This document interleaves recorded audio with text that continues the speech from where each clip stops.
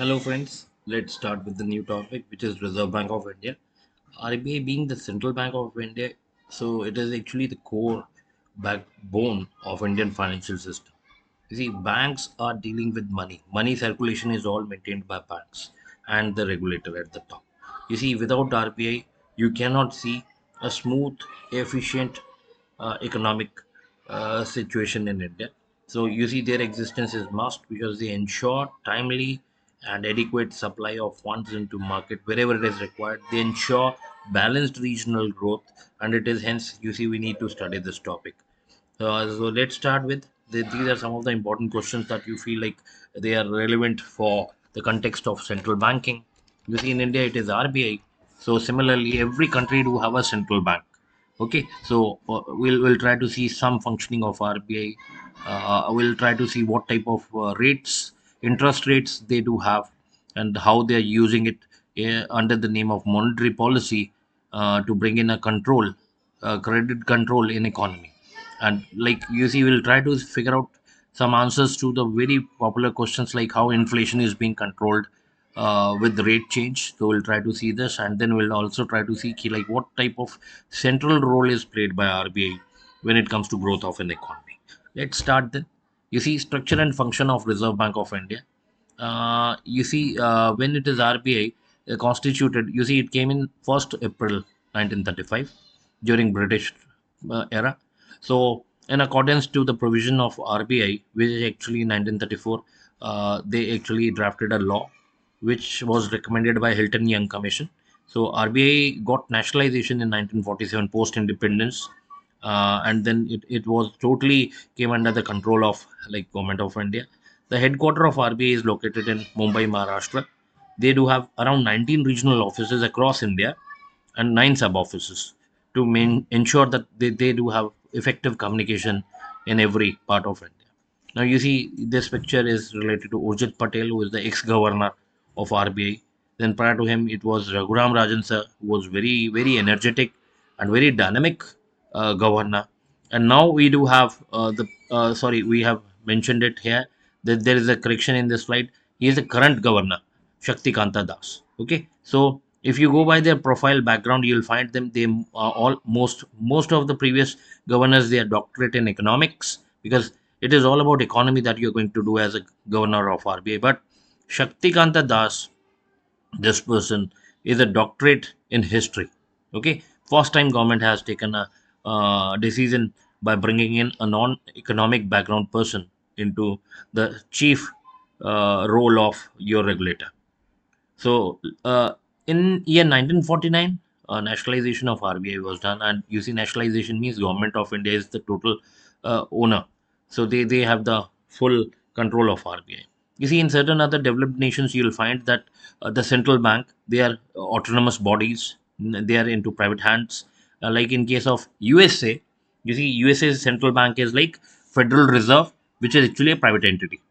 So you see, government is dealing with private entities when it comes to fiscal management. Though if they need money, they'll borrow it from a central bank, and you see they try to ensure that these fiscal deficits are kept under control. Okay, so in India also we do have it, where you see it is mainly like RBI and government of India. They both are under government control, so they have a very strong licensing, and then very effective coordination is required to run this country effectively. So these are some of the functions of RBI. So monetary policy is the first thing because you see they are the monetary authority of India. They decide what quantum of currency should be there in circulation.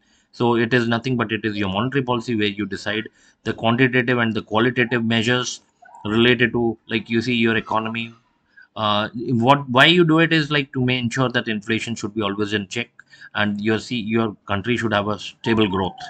Now next is like they are the major they have a major function of issuing currency notes. So where to print, how much to print, how to get it circulated, this the entire responsibility lies with RBI. Okay, even though your big banks cannot, you see they can hold currency under the name of currency chest, which for which they have to take a RBI license. But in terms of issuance of notes, printing of notes, this cannot be done at any other agent level. So it has to be done by RBI itself. We have certain printing presses across India. We do have mint. Mint is a place where coins are being manufactured. Okay, so coins are separately done in mint. Now here they also act as a banker. They act themselves as an agent to government. And you see, agent to government means in international debates where government role is debated. So they may go as a representative. They can be a financial advisor to various state governments. So banker to bank means any bank falling into any debt trap, any problem, any financial crisis. So they are going to act as a banker to them. So apart from this, regulation and supervision of banking and financial institutions is what they do. They are the sole manager of foreign exchange. So you see, no other agency is allowed to have the custody of foreign exchange. So they hold it, they preserve it, and they develop this legislation onto it. So earlier it was Foreign Exchange Regulation Act, which was later on replaced by FEMA, Foreign Exchange Management Act. So this comes under RBI's preview only. Role of RBI in inflation control is something very important. So they have a role of settling down all payments and settlements in India between various intermediaries. They also play developmental role. And finally, you see, they ensure clearing is done on time. So monetary authority, we already discussed, they will bring in monetary policy. Now monetary policy is a tool through which Reserve Bank of India or central bank will try to bring in smooth flow of money into market. Okay, so they'll try to use various tools available to them. So these tools are classified into two categories: one is qualitative and second one is quantitative. You see, already we have discussed it: issuance of currency. So you see how much currency to be printed. It should be in line to what amount of physical currency has gone soiled, means replacement of old and obsolete currency. It should be reference of what amount of productivity you do have in your country. Like, let's say your GDP is going up, so you have to print notes in line to the same. So scarcity of notes may bring in a problem. Okay, scarcity is a problem, excess is a problem. So they need to make sure sufficient amount of notes are there in circulation. Earlier days, gold was used as a reference point. So whatever amount of gold is kept as a reserve, so they were allowed to print notes. Without gold, you see, gold is something where it is having a limited quantity. Government cannot control its supply in the market. Hence, they have moved out of this provision. So they have to keep somewhere around 300 kgs of gold. But now you see, now that condition is no more followed. So and you see, this is in terms of note issuance. Now you see, they are acting as a banker, debt manager, and financial advisor to government. Any state government or center government, they need funds, they can rely on RBI. So for this, you see, you must have heard this term called as ways and advance means loan. Ways and advance. Ways and advance means loan means this is a loan in which you see it will be given by RBI to various state governments. But the condition is like, for getting this loan, you have to clear your all previous loans outstanding. So this ensures that there is a fiscal responsibility on all state players, maybe center government or state. Huh? So bringing in an stability to market, they act as a banker to bank. Emergency can happen anytime, anywhere. Yes Bank and Punjab and Maharashtra Cooperative Bank are good examples of it. You have seen how people lost their confidence in banking, and hence they started withdrawing money heavily. So you see, liquidity crisis or maybe a solvency issue with any bank. So if this is the situation, then RBI will step in as a banker to banks. Regulation of banking system is what they do overall, so as to ensure that there is a competitive market in your market, and you do have all latest technology in place so that your banks can compete with global banks. Mergers and acquisitions, whenever it is there, you see, they play a key role. Management of foreign exchange.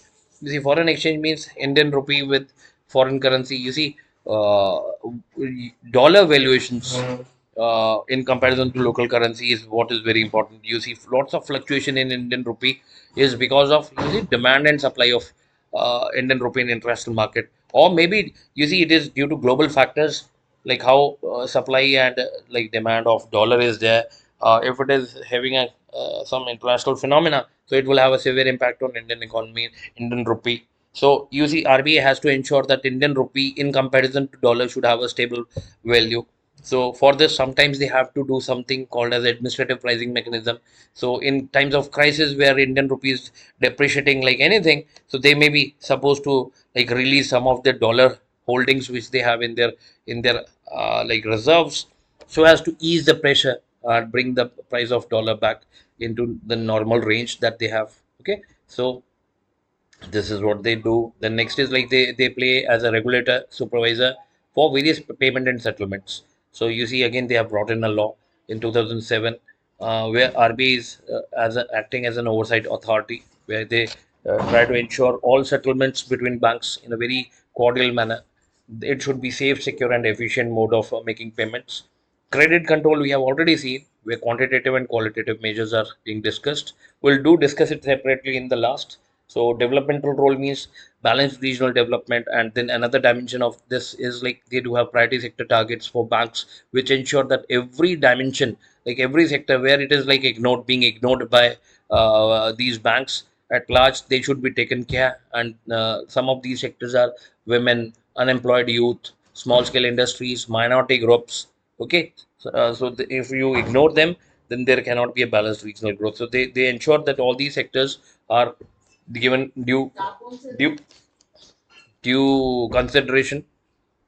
And finally, there may be some other functions of RBI, like let's say some illegal trade, counterfeit currency checking, collection of data and publication of data for research purpose, bringing in white papers, or like raising or raising awareness on certain uh, areas of interest which relates to Indian economy, not only among bankers but also among people at large. Now you see this cryptocurrency debate is on. So Indian government has also initiated this initiative in India by bringing in their own, um, like you see, a sort of cryptocurrency for trial basis, and maybe they are putting up various laws in place which are actually must to legalize this particular instrument as an alternative investment. So with this, thank you all. Take care.